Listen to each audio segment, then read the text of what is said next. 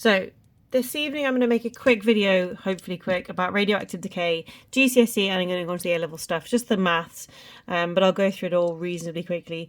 The first thing to understand is that some nuclei are unstable. I just mean the nuclei, not the electrons. It's just kind of a fact. I could show you different ways of being unstable. It's a bit like a similar idea is like, you know, in chemistry, how a full outer shell is stable for electrons. Some states and nucleus are in more stable than others. At A level, there's more detail in it with kind of like binding energy and stuff like that. In general, for the first kind of 20 elements, actually, it's about the number of protons and neutrons. And if you have the same number of protons and neutrons, you're more stable than if you have, say, too many protons or too many neutrons. If you are unstable, you will decay. At random process, you will emit radiation. Now, the 4 types of radiation at GCSE are alpha, which is a helium nucleus, the same as a helium nucleus. It's 2 protons and 2 neutrons ejected from the nucleus. Beta minus decay, which is the beta radiation is an electron, so it's 0 minus 1e, and it's when a neutron turns into a proton plus an electron or decays into a proton plus electron. The electron is emitted, the proton stays where it is. That's why you get this weird -1, because actually the proton number goes up by 1 in the equations. Gamma is just electromagnetic radiation, no change to the nucleus, but it drops in energy level. And neutron is just a neutron emitted, so it won't change the element, but a neutron will be emitted from the nucleus, making it more stable. Now, this happens at random, and the random is why I've got the dice here, because like if I was to say these dice decay when you get a 6, what I can do is I say, well, this dice will emit radiation when I get a 6. Now, I care about this because if this dice is generally going to emit radiation, I might be concerned about that, because radiation, these emissions can damage our bodies. They can kill cells, they can cause cancer. So I'm going to care. So if I say when I get a 6, oh, straight away, aren't I lucky today? When I get a 6, it emits radiation and it will become a new element, potentially, right? Now, obviously, if I just have one dice again, random, I don't know when it's going to do it. Oh, second time. Do you know, like, I don't know when this single atom is going to decay. And I did try and film this earlier, and I laughed because it took me about 20 rolls to get a 6. So it's a random process, like rolling a dice. Now, the activity, though, refers, which is given the symbol A, the activity actually refers to the radiation given off, because that's what we're more interested in, not necessarily about what's happening to the number of nuclei inside the sample. Now, obviously, if I'm just rolling one dice, it's reasonably unlikely that I'm going to get a 6 first time round. However, if I roll more dice, so I've got 7 dice here, I'm pretty confident that one of these will be a 6, right? Yeah, actually I got 3 6s in that. Very lucky.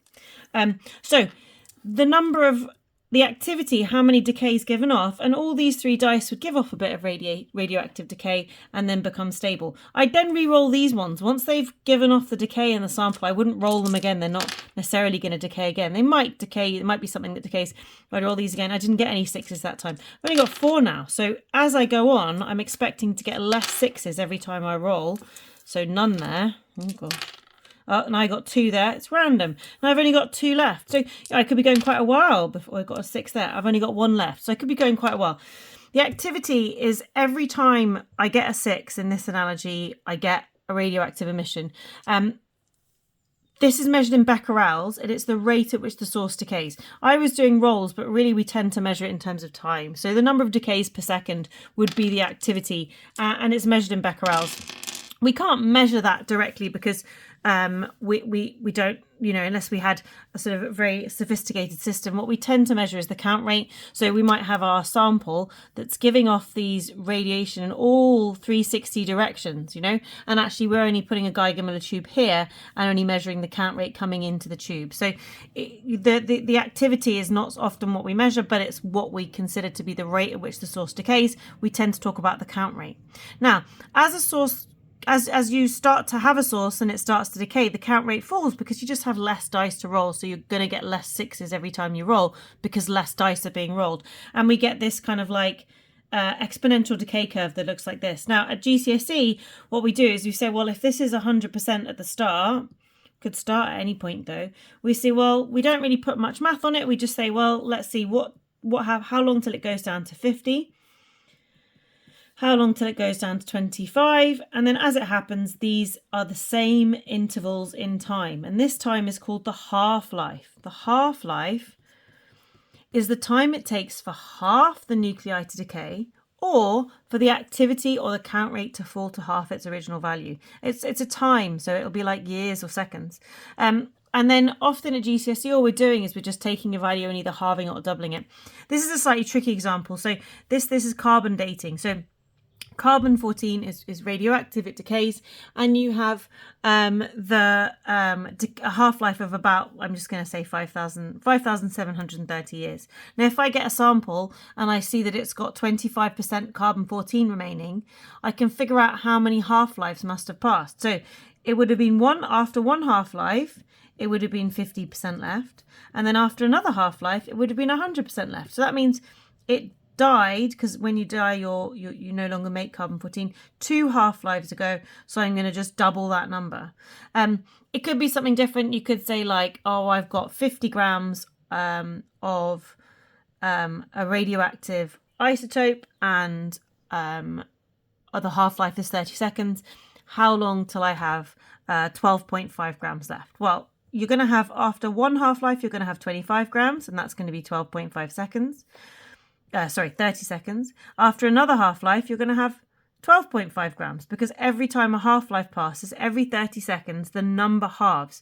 Or it could be the activity. If the activity was 80 becquerels, right? Then after one half-life, it's going to go to 40 becquerels. After another half-life, it's going to go to 20 becquerels. And how much time has passed will tell you by how many half-lives there are.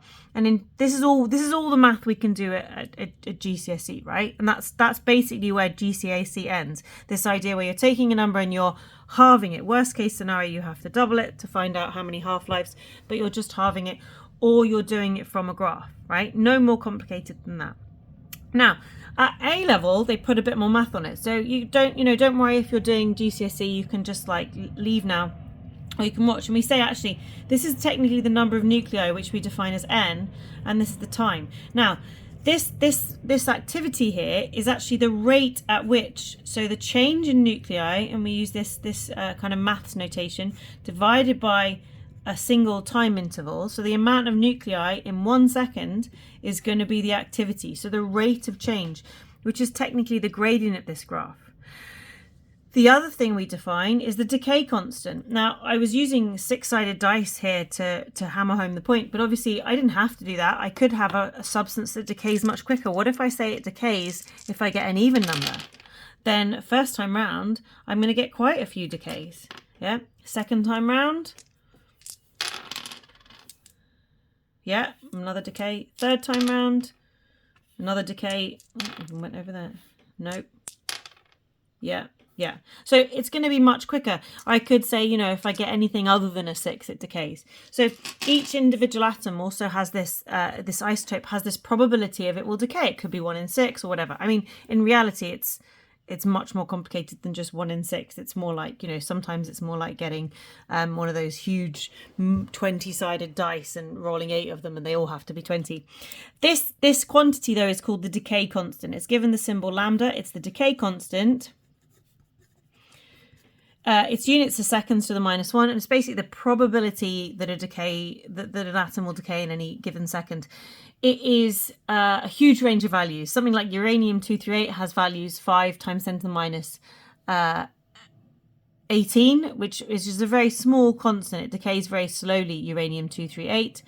Whereas something like lithium-8 has a really high number, 1.2 times 10 to the 19. Now you think, well, can it really be more than 1? Well, yeah, because actually these things can decay in less than a second, so it can be more than 1 because you're saying the probability of a decay within a second. And if actually you're going to have multiple decays within a second, if the decay is going to take place in 0.001 seconds, you're going to have a much bigger value than 1. So this decay constant can give us a new equation with this activity. We can say that the activity is equal to the decay constant, so the probability that any one will decay in a second, multiplied by the number of nuclei you have. And obviously more nuclei you have or more likely to decay is going to give you a bigger activity, and that's the number of radioactive emissions, random radioactive emissions per second. Now, so essentially we get this equation here, right? We get the rate of change in nuclei is equal to the decay constant multiplied by n, minus because it's going down. Sometimes you see that kind of like missed off again. It's not, it's just because we're decreasing the number of nuclei. Now, this equation has a solution. You can actually say dn over n and then is lambda dt to solve this to get a solution for it. But that's kind of maths and not necessary. At A-level physics, really all you need to know is the solution for this.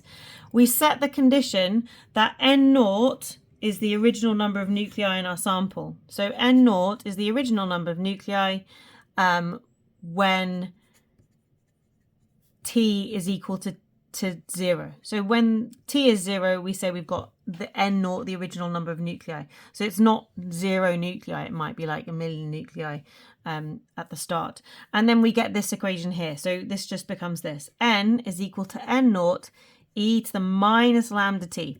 This E represents the exponential decay process. T is the time at any given particular point in time. Lambda is the decay constant. And then n is the number of nuclei you have at that time. And n0 is the original number of nuclei. Now from this we can also get an expression for the half-life. So the half-life is the time it takes for the nuclei to halve. And basically if n0 is the original nuclei, right, we'd expect n to be half of n0 at time of the half-life. So I mean I feel like I'm mumbling this a little bit. So when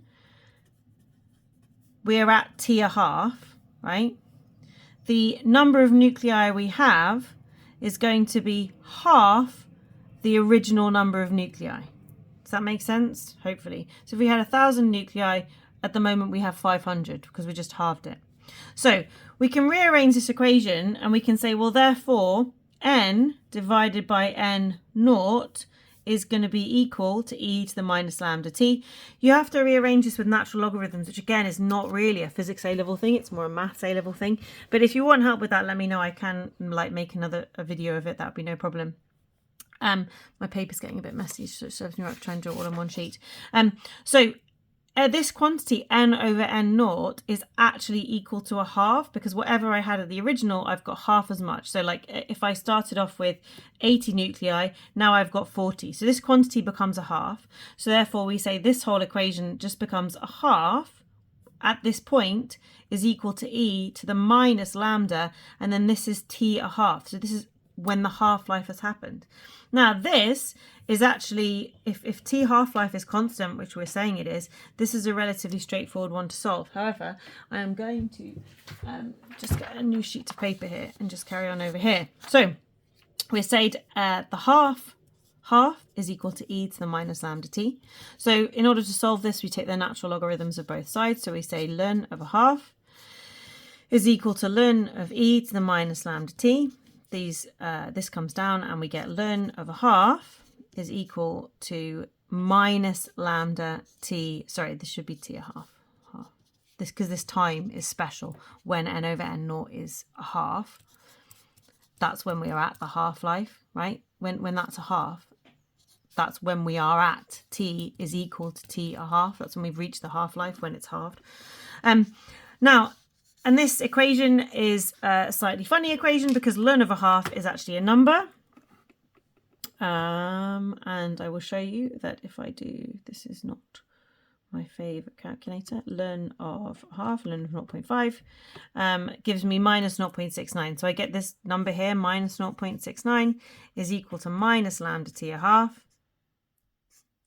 And then I end up, I can rearrange this and I can say t, the half-life, is equal to 0.69 divided by lambda, right? Which is one of the equations. You don't get given that equation, but it is one that is useful to know. Right, that's it. Long video.